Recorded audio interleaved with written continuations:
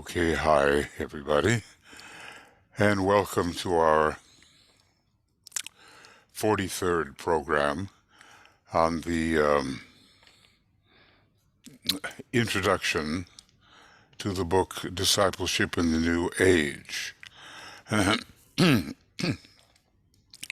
So, Volume 1, Section 1, and it's Part 9, and in another few pages, Section 1 ends.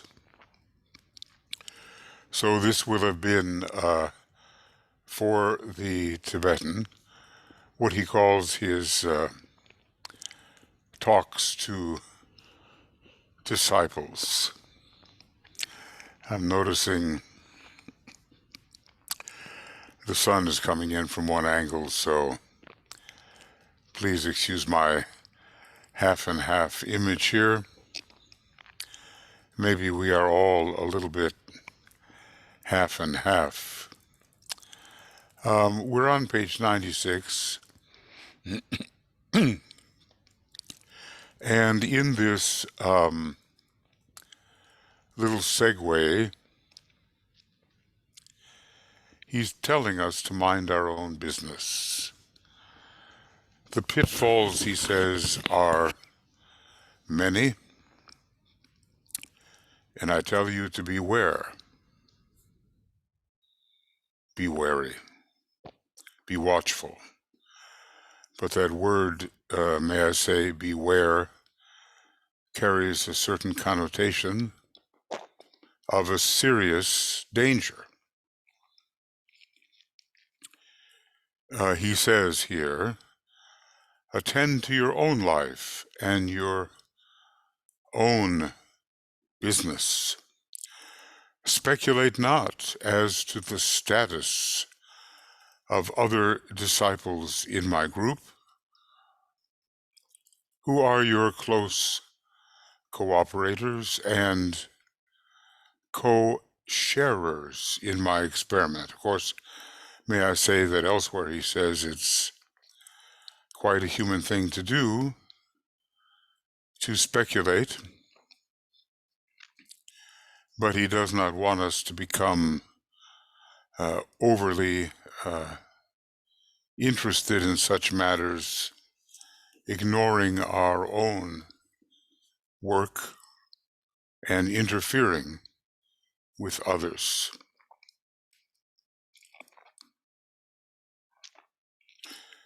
He goes on to say, cultivate the humility which is based on understanding and vision, and so serve the world, your fellow disciples, and serve me also as the major point of your contact with the hierarchy. We do remember what he's been talking about, humility as that adjusted sense of right proportion. And I think it takes a long time to develop that sense of proportion. But once it is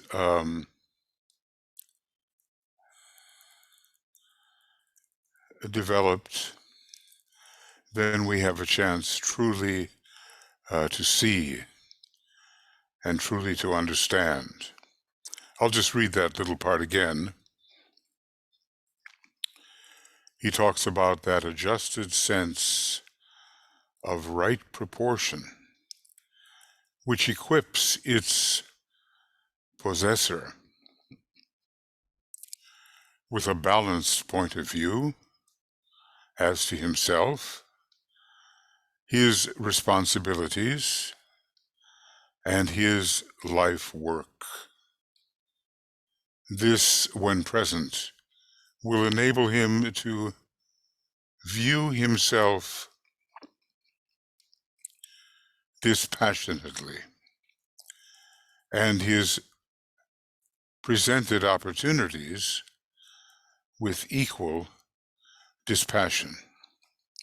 And may I say, as if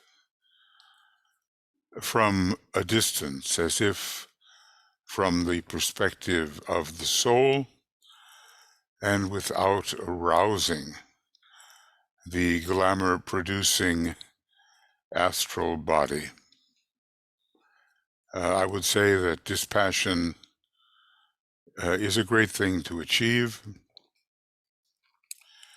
and there are just so many people who are filled with that kind of Martian tendency and are so utterly passionate about smaller things that they fall into glamour. So this that you see here is a very important couple of sentences from the Tibetan. To achieve under Libra, I would say, and under Venus, that adjusted sense of right proportion which equips its possessor with a balanced point of view. May I say, when we talk about a balanced point of view, that's quintessentially Libran. A balanced point of view as to himself, his responsibilities, and his life work. And then he will be able to, as the Tibetan says, view himself dispassionately and his presented opportunities with equal dispassion. He knows he is something other than what he is viewing. So we're learning how to be humble in the right sense, in the spiritual sense, which is not the same thing as a kind of putting oneself down in false humility, but really thinking, in fact, behind it all, that one is doing quite well. Okay, so getting on then,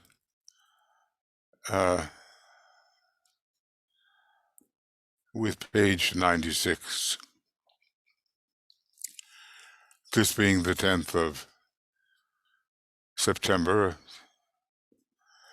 Well, when you hear this, it may be a long time since the event, but 20 years ago, the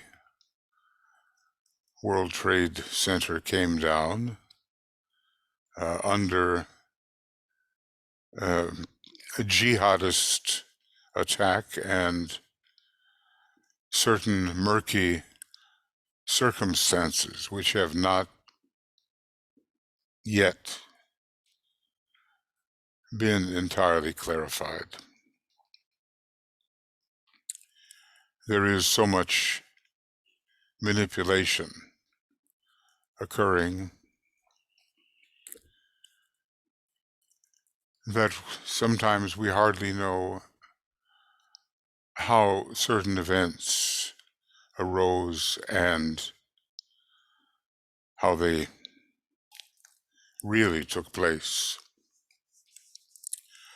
But one day the truth on all of these matters will emerge, and the doubts, the suspicions, which are only doubts and suspicions, will be relegated to their proper position,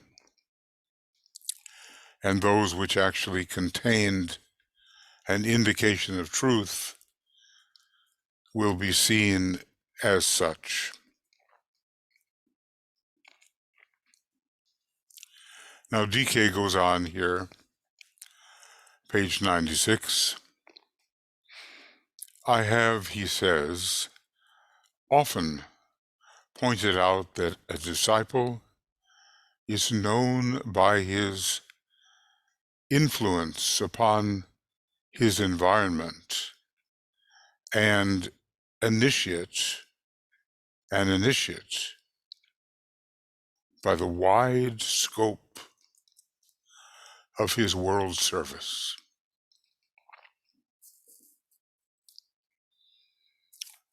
So he's, shall we say, taking the estimation of what is a disciple, what is an initiate, out into the world and seeing what really, they do accomplish. How does it happen, he asks? How does it happen then that a few of you, not all, are not distinguished by such service and are of relatively small importance in world affairs? So here he does seem to be talking about status. And it will be an interesting response that he gives, because in many cases, the people gathered around him would be unknown except for the fact that they are gathered around him in this important work that Alice Bailey has done for him. Well, okay, so DK goes on. Several things could explain this. First of all, a disciple may be called to work off certain karmic relationships, to fulfill certain obligations of a very ancient origin, and thus clear the decks for more complete and uninterrupted service to humanity at a later date. May I say that these karmic relationships do apparently cause interruption, and they have to be tended to regardless of how a disciple might choose to learn and to serve otherwise. DK tells us this occurs quite frequently between the first and second initiations.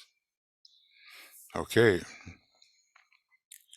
so let us realize this is the time when a person becomes a true aspirant, an accepting disciple, and pledged disciple, and perhaps sometime before the second initiation, an accepted disciple. It can last a long time, and the disciple may be quite unaware of how these karmic relationships originated, since they are of ancient origin.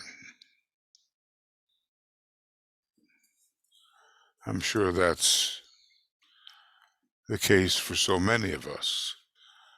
Why am I related to this person, we might ask? And we don't necessarily trust our present wisdom in having become related, but oftentimes they are family relationships.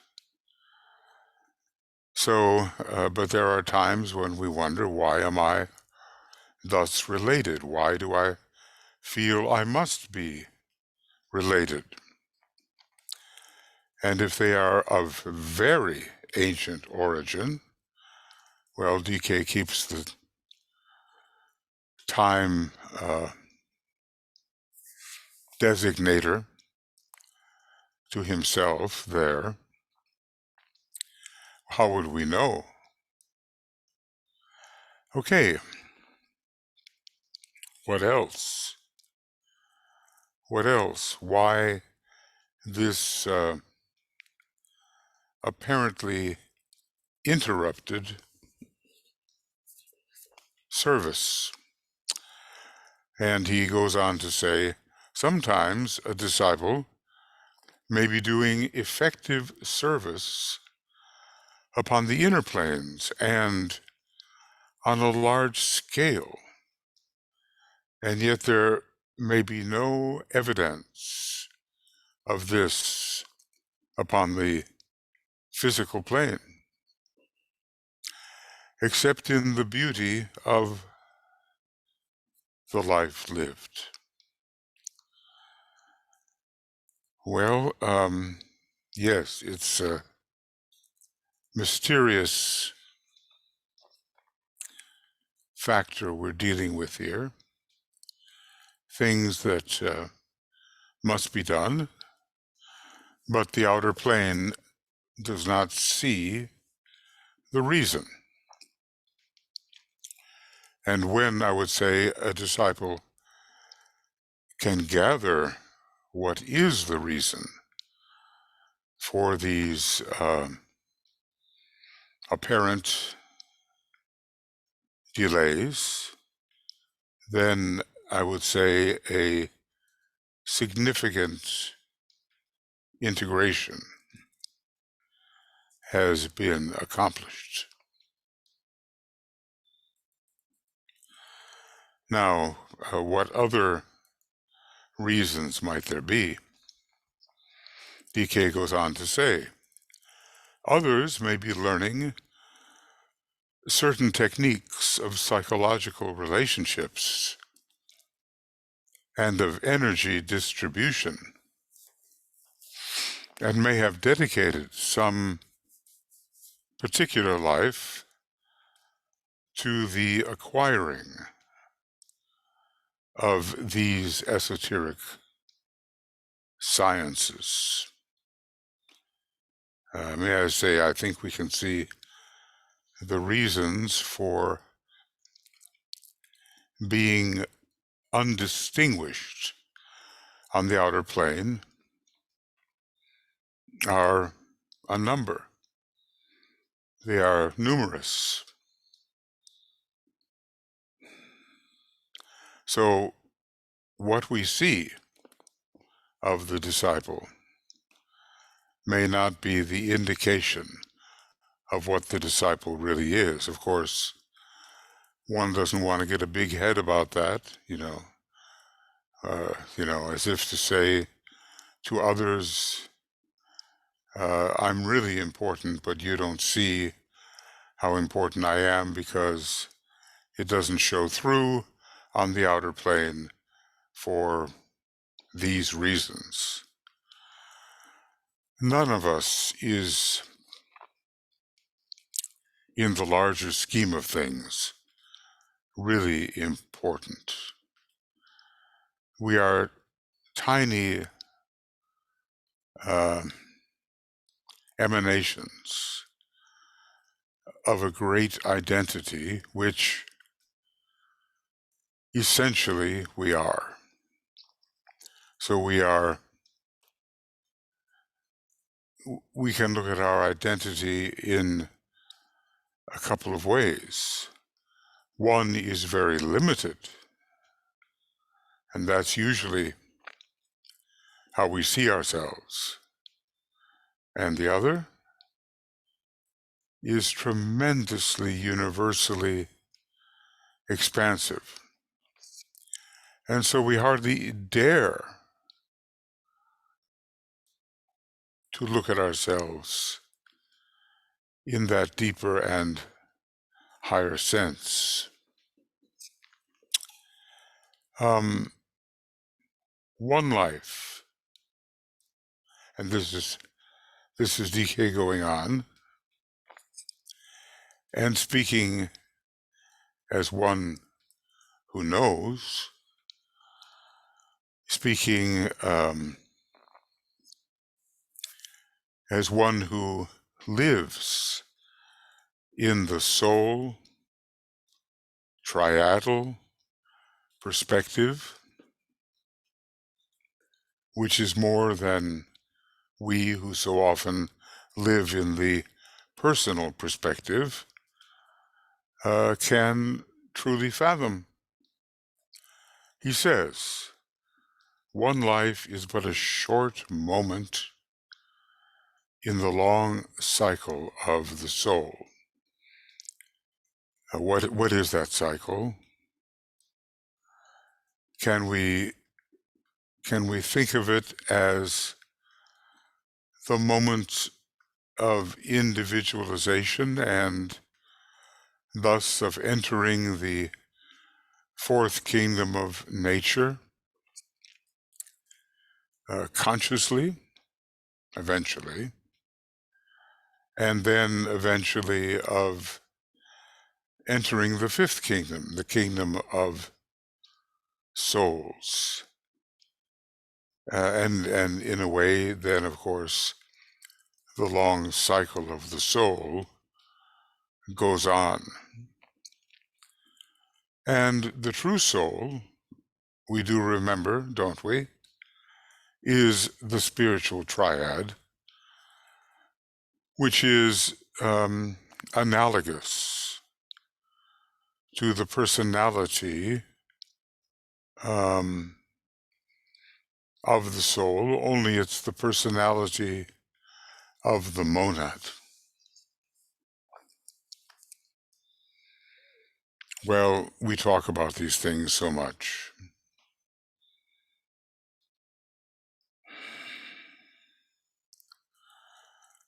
But the key is for them, that is, these things, to become conscious, continuous realities in our incarnational life. And this is something that I said a little earlier, but DK is now saying it. The true disciple, okay, will never fall back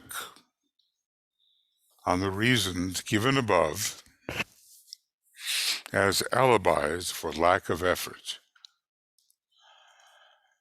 Well, I guess we all have the tendency to retrogress, which we must learn to overcome. And it's very easy to fall back. Fall back, go ahead, maintain the status quo. Those seem to be the three options which are offered to us. So falling back would mean, as I said, I'm more important than I look because I have accomplished much, but you don't see it for the following reasons, and here are the reasons. See, that term alibi is interesting. It's a term Alice Bailey uses quite a bit. And basically, in our modern language, it means to make excuses for non-performance.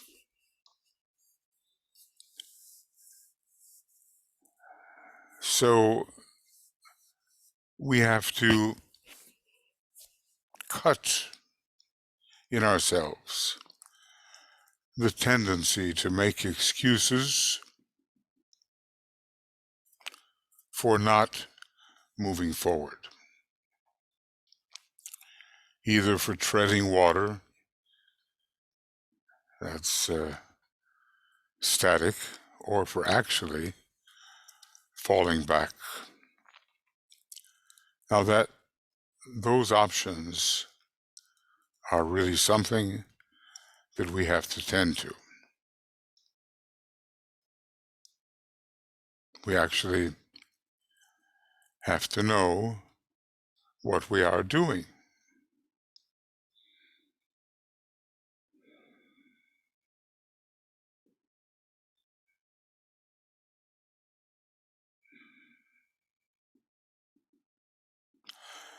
He goes on to say, I would remind you that world influence alone does not always imply discipleship. Well, may I say, take a look at some of the politicians of a very selfish kind. Excuse me for a second, I have to. Yeah, reach for that water bottle. Getting a little bit raspy here. So he says, I would remind you that world influence alone does not always imply discipleship. Well, there will be, for initiates, I would say, some degree of world influence, but not the kind of selfishness which often catapults a man, a woman, into prominence. I could name names, but you know my thoughts about selfishness in politics and selfishness in religious matters. He goes on to say, there are many groups well known and magnetic which have at their center some dominant personality who is not necessarily a disciple. Well, DK is cautious. In a well-known group, there can be at its center a disciple, but not necessarily. So, fame, you know, what poet was it that said it was like a bubble? I wonder if Shakespeare was dealing with that, whatever Shakespeare, whoever Shakespeare may have been.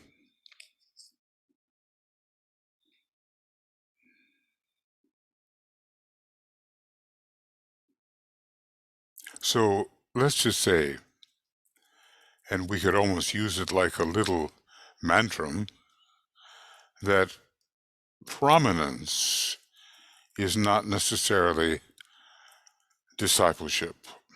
or even more so, an initiate status.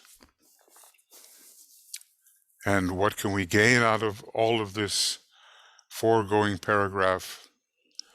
Don't make excuses for non-effort or for not living up fully to your potentials. You know, the further you go with this book, the wiser it seems to be. Even in this section with talks to disciples, there would be enough for us really to create a solid foundation for our discipleship.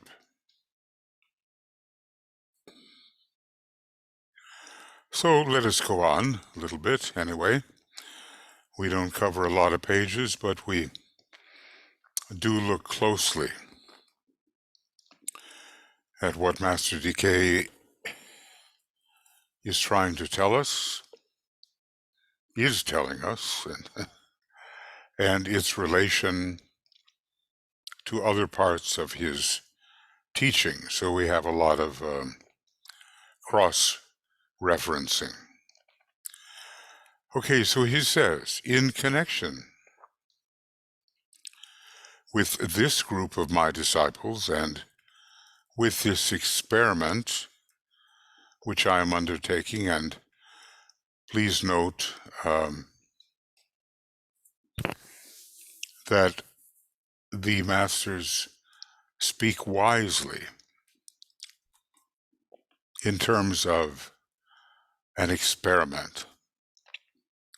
Master DK doesn't know how it will work out. He didn't know at the time. I'm sure he had foresight to say it might work out this way, it might work out that way, but he's holding it with a degree of detachment and soul perspective. So he's saying to us as he continues, you need to arrive at a point in group experience where you are not so intensely preoccupied with your own development, status, and service. Well, may I say this is fairly common, and I'm sure if we were in such groups as he assembled, we would be watchful over what we consider to be our development, our spiritual status, and the effectiveness of our service in the Master's eyes. So here comes, this is more advice. He's telling us we need to arrive at a point where these intense preoccupations wane.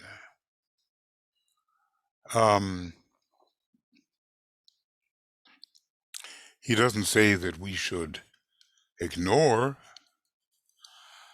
our own development from a realistic point of view, or our status, which may tell us the initiation towards which we are working, and certainly not our service, but it's this intense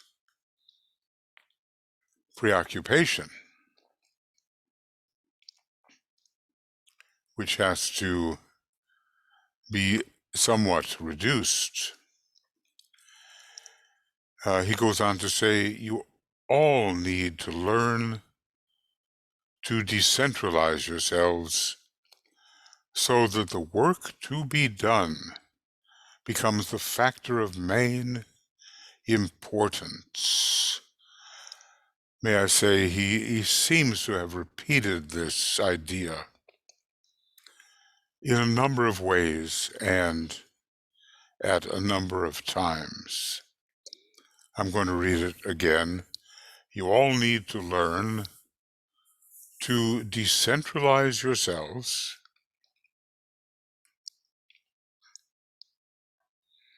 Remember, that's the word that we apply to the personality, so that the work to be done becomes the main factor or the factor of main importance. When this is the case, then the intense self-interest with some aspect of the personality expression, and may I interject here that the sixth ray is the ray of undue intensity, excessive intensity. Somewhere he names it as such, because that kind of intensity can close off the avenues to higher vibration, to truth. So if the work to be done becomes the main factor, or the factor of main importance,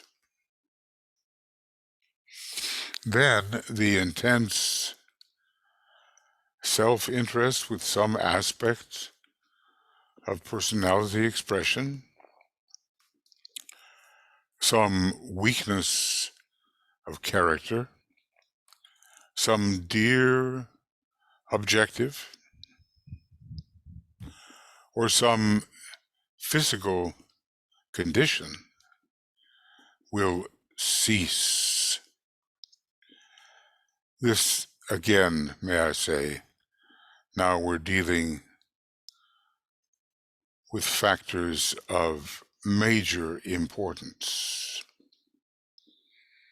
He goes on to say, you will find the cultivation of a, quote, divine indifference, close quote, as I have told you several times, he says, of great assistance in forgetting the little self. Divine indifference to the affairs of the little self. He goes on, this frequently looms so large, that is, may I say, the little self looms so large from habits that it shuts out the higher self. He goes on to say it comes between the disciple and the master and prevents contact with his co-disciples, thus negating effective service. So I think he's saying here that when you can't work in group form with your co-disciples because you are shut off from them because of your excessive preoccupation with the little self, you are at the same time negating effectiveness in your service.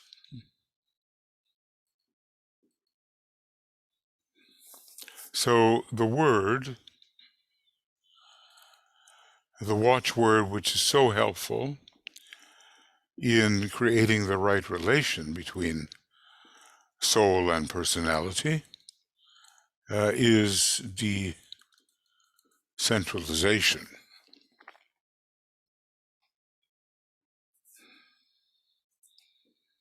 And we think of always the work. And then the other aspects of our interest, namely intense self-interest, begin to fade away. That's the issue that we are facing. In what, may I ask, are we intensely interested?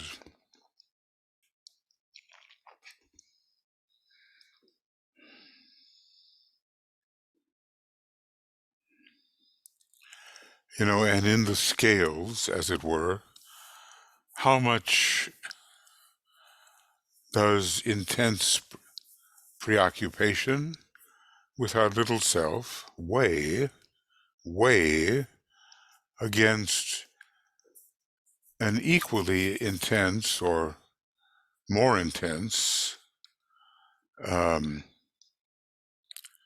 interest in the great work and what we can do for enhancing that work. The things that are liable to catch us are these, personality weaknesses of which one becomes aware and of which, or in relation to which, one becomes almost obsessed. Some great goal, which he calls the dear objective,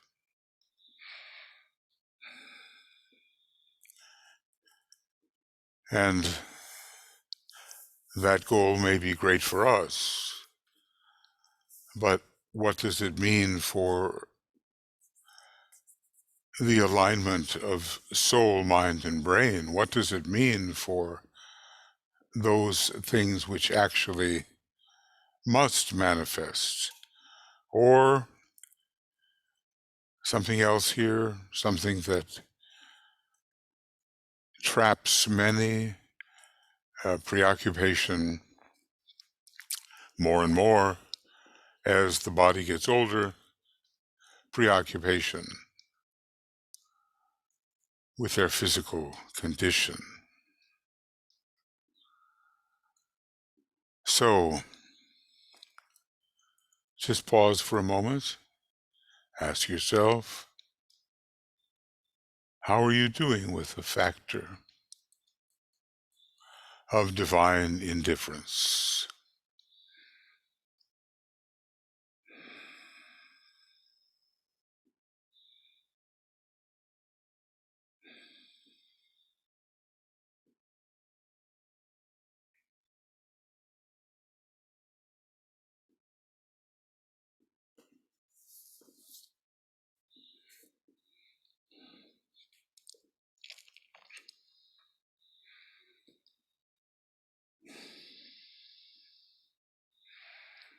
See how important is the bigger picture to you. Important enough to prevent you from becoming trapped in relatively minor preoccupations, no matter how important they may seem to you at times.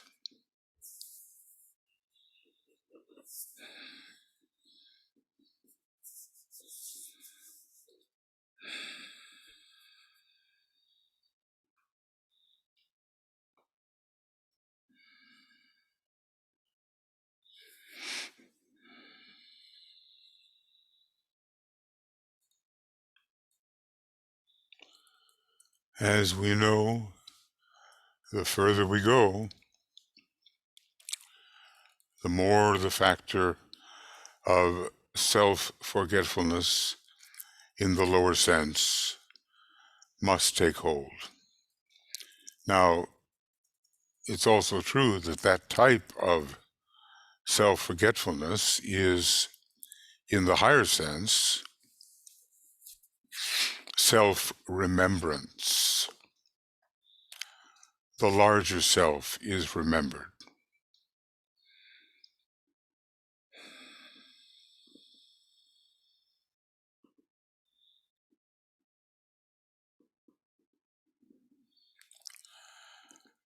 And I think it is not easy to pass through life in this higher state of self-remembrance, capital S.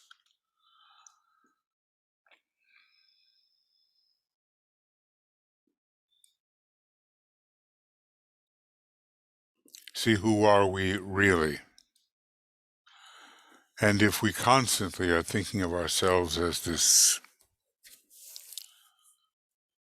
tiny emanation, we are forgetting our true origin. And that, of course, leads to all kinds of complications.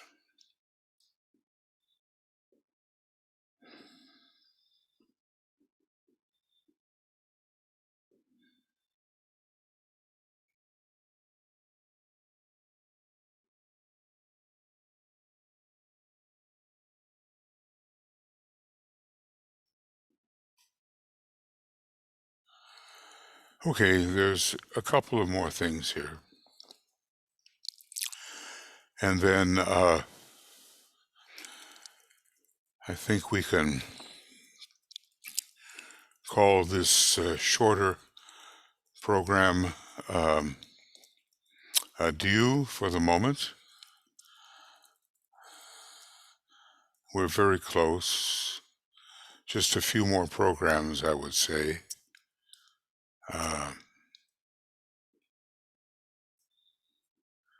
Till we reach page 102.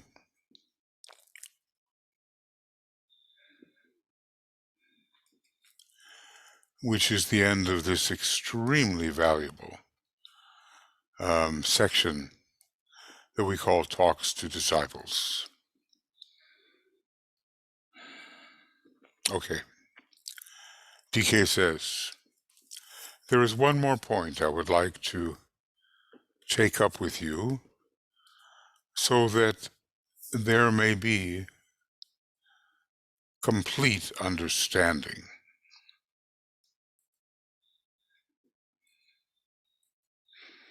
Well, let us say, no matter what he tells us, it's a question of our absorption and application, isn't it? But anyway, excuse me, we have the basis. And he says, there come periods in the life of the disciple when there appears to be no contact with the master, and as if all relationship had been at least temporarily severed. And then he tells us, where accepted disciples are concerned, and may I add that so many of those who went into the new reorganized C group were considered accepted disciples. So he says, where accepted disciples are concerned, I would like to emphasize that any such severance is not possible. So what can we say? You know, it's a seeming. It's not a reality. DK tells us occultly it cannot happen. And the master's love for the disciple makes it, again, impossible.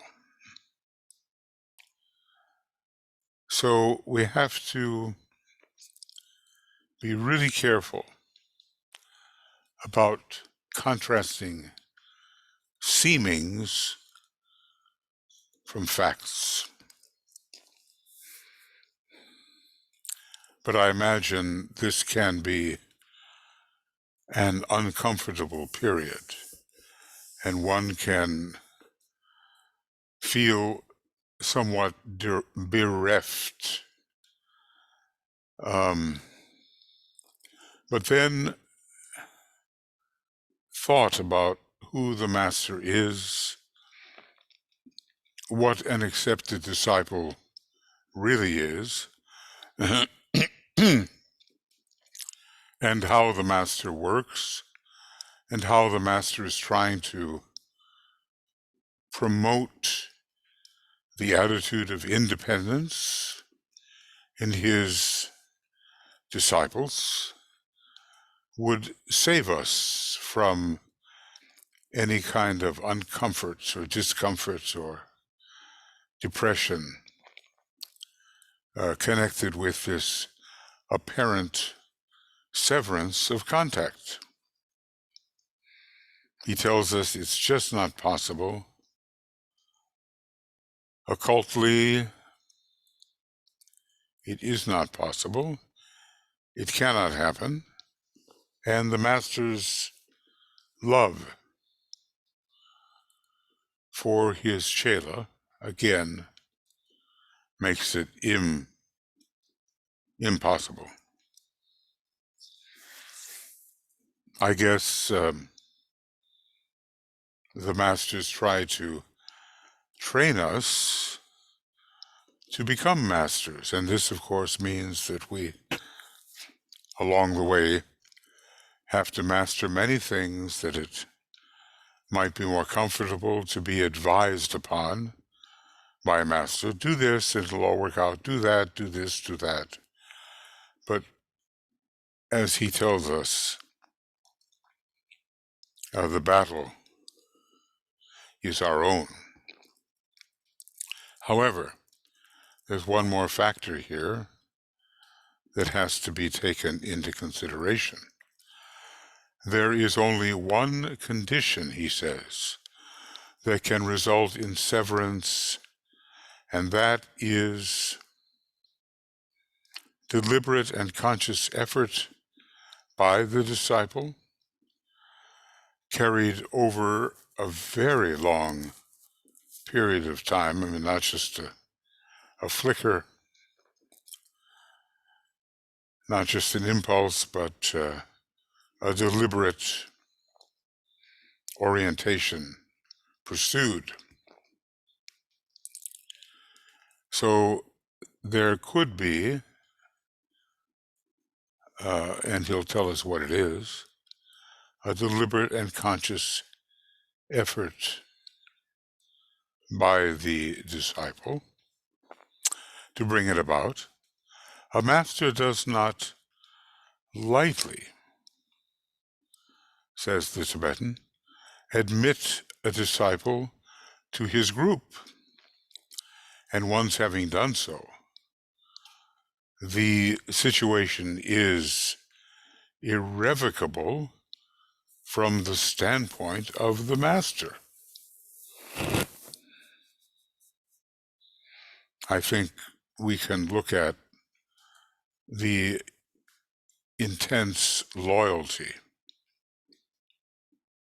which the master has to his accepted disciples. Any delay, Master DK says, any delay in progress and any final severance comes from the pupil. Okay, well, that's interesting. There may be temporary severances. Always watch out for his descriptors, his adjectives, because they give the sense of the time equation. Any delay in progress and any final severance, because after all, let me say, DK did have to recognize that some of his chelas had reached their high water mark, and it would not be of profit to incorporate them into the new reorganized seed group of 24, which he perforce brought together at a time when the war was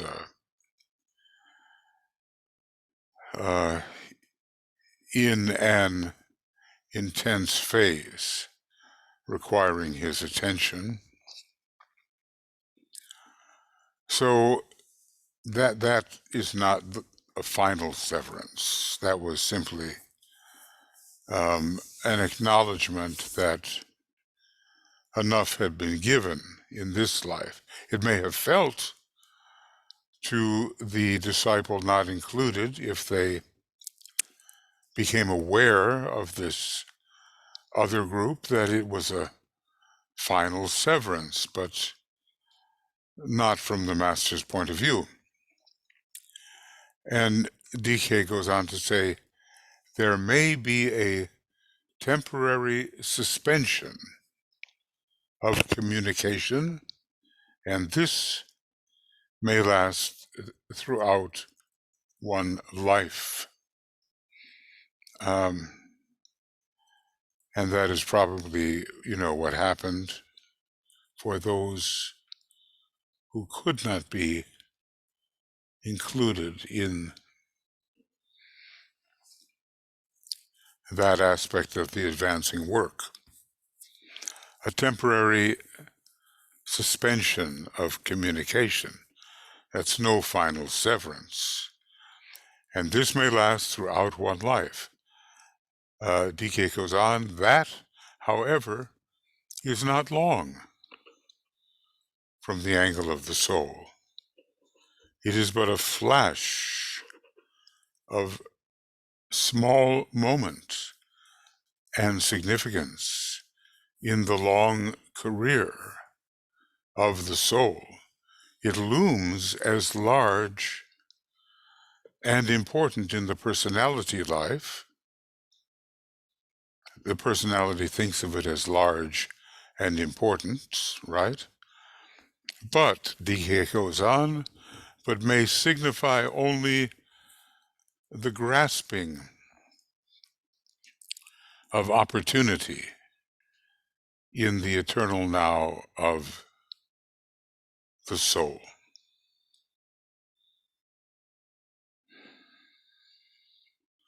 So the soul perspective is entirely different, and the personality may agonize, as I think some of those closely related to DK did agonize when it appeared that he was going away and no longer taking care of them through Alice Bailey, etc. But as he said, speaking of the 6 or 7 meditations in Discipleship Volume 2, I've given you enough to last you for the remainder of this incarnation.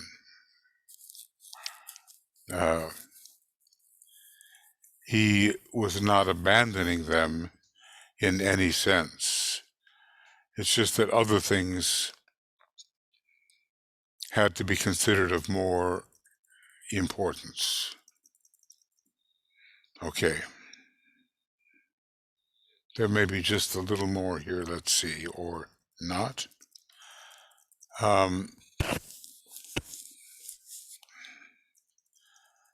Well, it looks like we'll leave this one for the next, but it is a wonderful summary, you know. I have therefore been near you, he says, and watched at intervals the tide of life roll over you. I have noted your progress and your delay. I have watched you succeed, and I have seen you fail. And think of it, all this from a considerable geographical distance. This I do through noting the pulsation of your light, he says, not in watching the detail of your daily life. Well, it's a good,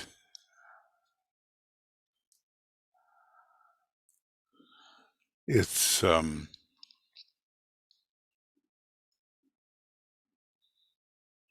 summary section, and a good one. And I don't think that since I have very soon the Glamour broadcasts or Zoomcast, I don't think it pays to get into this. We have a little program of about an hour so far, roughly. So it's interesting, isn't it, to think that you are under observation according to the pulsation of your light. And this oscillation is, I suppose, common to all disciples at first. So we're really on page 98, and we have begun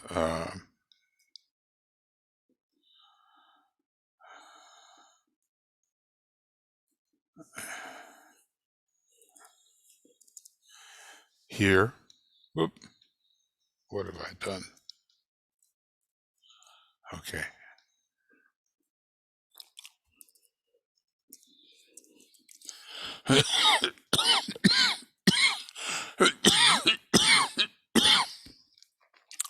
This has been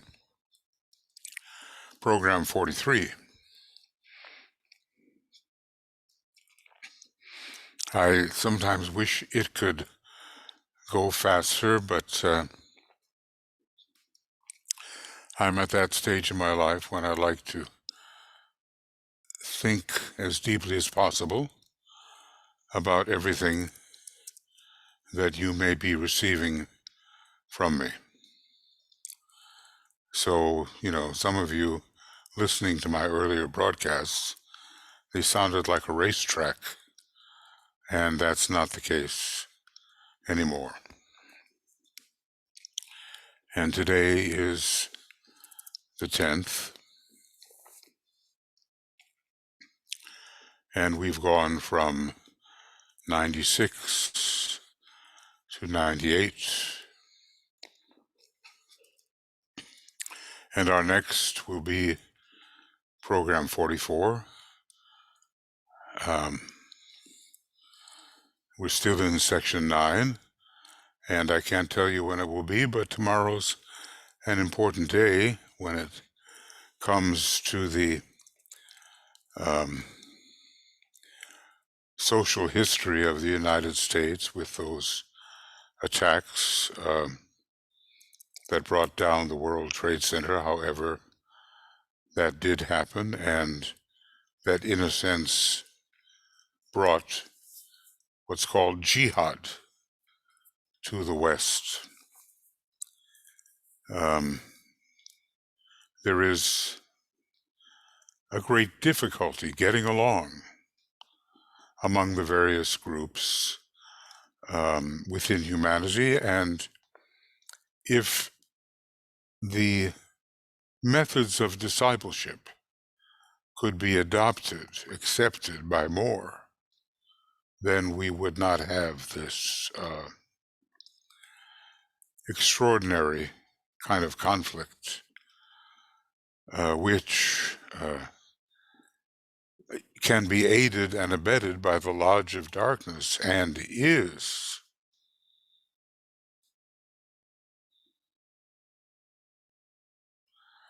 But that will fade, and the peace for the symbolic 1,000 years in the New Age, the Aquarian Age, will supervene. And right now, people like yourself, myself, we're involved in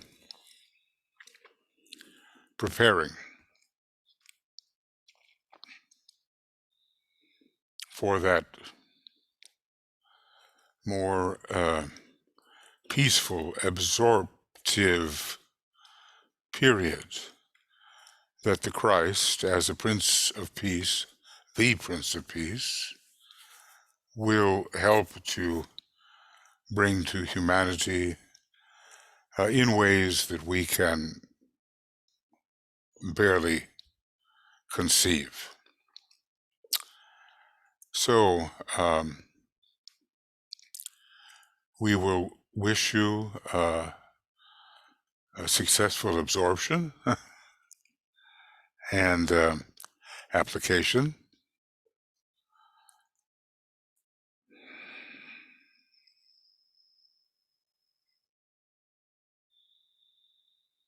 of this book, so rich that how many percentage of what is given are we really absorbing and applying? Well, not so much, but it's there to be pondered. As DK says, ponder on this.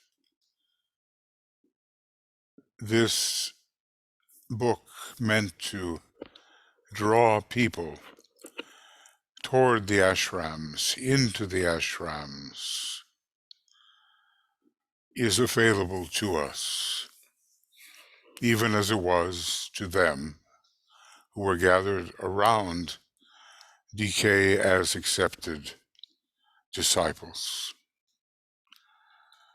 So we'll get better and better at assimilation. That is what I judge to be the case. And next time we'll continue with page 98. We're only 4 pages from page 102, which is the end of this section 1. So Tuya and I wish you love and many blessings, and all of the team, BL, Joe, Michael, Mikhail,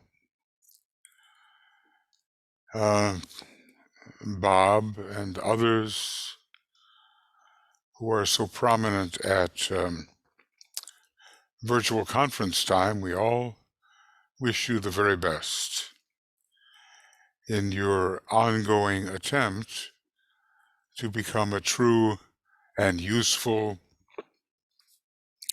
disciple. And I'll naturally come back to this and be working on it with you as soon as may be possible for me. Okay. See you then before long.